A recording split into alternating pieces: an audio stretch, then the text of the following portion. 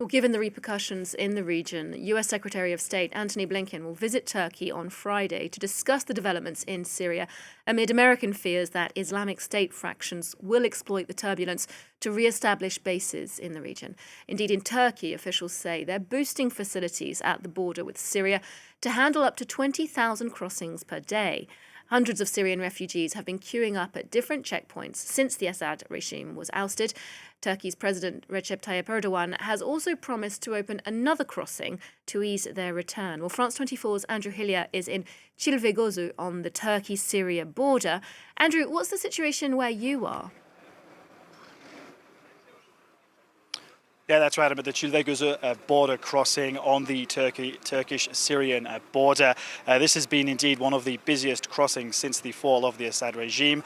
The Syrian city of Aleppo is about 60 kilometers from here. We've seen, since we arrived here today, quite a lot of Syrian families crossing back into Syrian territory. There are long lines of lorries carrying humanitarian aid also waiting to cross back into Syria. But the reality is, for a lot of Syrians living in Turkey, the decision on whether or not to go back home is a very difficult one to take indeed. Many refugees, there are 3.2 million Syrians officially registered as refugees in Turkey. Many of those people have been living here for more than 10 years and have set up their entire lives here.